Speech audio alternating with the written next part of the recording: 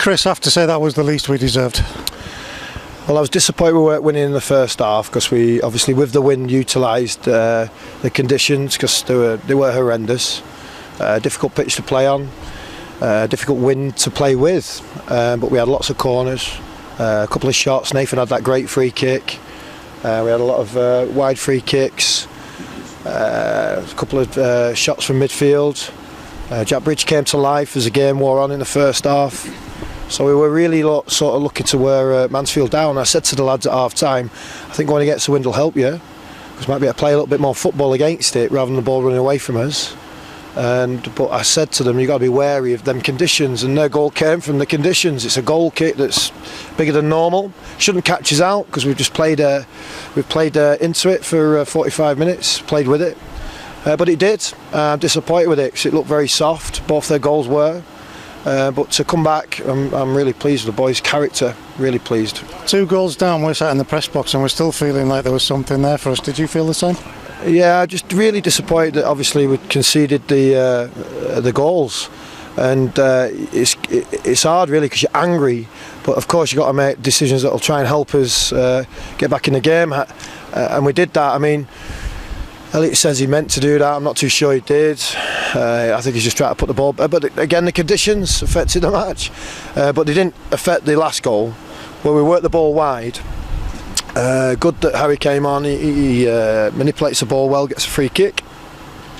And of course, with Elliot on the pitch still, he's got the qualities to put it in a good area. And JJ is in the right place at the right time, the right man in the 6-yard box. He gets his second goal and his second full start. So from his perspective, good news. And from Carlisle's perspective and the supporters' perspective, it's great news, because we definitely did deserve to lose. So I'm really pleased with them characteristics of coming back. 2 similar types of goals from JJ now on Tuesday night and again here today. He seems to be that type of striker inside the box. Yeah, he couldn't. It was hard today, because the game wouldn't settle down on the floor, which means you can open up more, whether you're running with it or running onto something. It was really difficult to pass, to play for both teams. But you know, if you keep getting in the 6-yard box, you'll get your rewards. We sensed as soon as Elliot's shot cross hit the back of the net, they started to wobble, they started to crumble. It was there for us.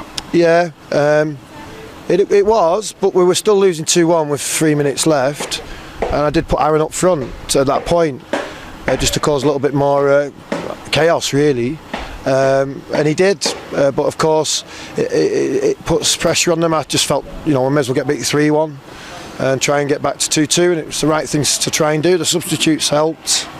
Nice to see Callum Guy make his debut. Again, he showed some good moments, but again he's got to feel his way into this football, and yeah, I was really pleased with that. Of course, Scoos came on too, but he didn't really get much of the football, but the substitutes helped. They helped us get that free kick, they helped us get back in the game. Callum, JD, Elliot, I could go on listing them, but these new arrivals, they've done what you wanted to do. They've turned things for us, they're making an impact. Well, yeah, I mean, when you look staring defeat at 2-0, it was 0-0. I just said to Gav that we're good. I haven't looked at the time of the goals. There's 20 minutes left, I think. They get the goal, and yeah, they're 2-0 up. So to come back in short space like that, short space of time, I'm really pleased with the players' efforts. These 3 games unbeaten, what does it mean? What's the confidence like in the dressing room? The fact that they've done this today and what they did on Tuesday night and against Walsall? You'd have to ask the lads. They from my perspective, I'm disappointed we weren't winning anyway before we concede. But then when we have conceded, it's a game changer. So you've got to adapt emotionally and physically, and the lads did. They said, no, we're not getting beat. No, we are rolling our sleeves up. No, we're not accepting 2 becomes 3. And I was really pleased with that. Fans really buying into what you've done, Chris, not just this week in the transfer window, but on the pitch as well. What does that mean to you as the club's manager? Well, I can only thank the support really, but it's their football club, it's definitely not mine, and I work, you know, for the club. I work for them. I've got to try and make sure that when we do turn up and we represent Carlisle, that we have them traits that you've seen today. You're never going to get it on your own terms all the time, you're not. And today we definitely didn't have it on our terms, but we got something out of it, which is very important in a team that wants to grow. On that, Chris, what does it mean to have a dressing room like that where they don't give up, they keep going to the final whistle? Well, it gives me heart, you know, when you see disadvantage in a game. So if the lads can do that and keep turning up like that, it'll show that obviously we're never dead, we're never not lying down. So if they show that spirit, I'm, you know, well done, lads, you know. But obviously, from a management perspective, I want to be 2-0 up. Very quickly on the transfer window, you can breathe now, but you must be pleased with so many selection edicts, so many options, that going forward things are looking up.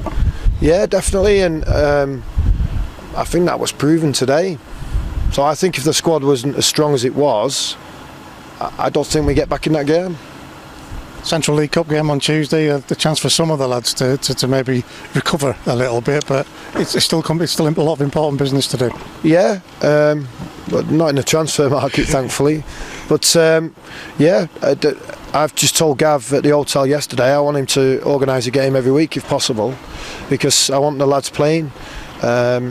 Because you can't beat playing. You can't beat getting your shin pads on and playing in a game. Sometimes obviously the conditions of the games aren't great, but even night games and local teams and the top academies that have all these pitches to choose from, I want games going on all the time for the lads to play. We'll train hard, we'll play and we'll rest hard, and we'll keep getting ready for games. Last one from me, walking over to the fans at the end with the players and everybody celebrating together. That's what it's all about. Yeah, I'm so pleased for the supporters. Really pleased he stayed with us, didn't go home, did they? Stayed to the end, and they've got something to stop off on the way home, have a pint, and okay, we can't celebrate the win, but we can celebrate some decent characteristics of a team working hard for them.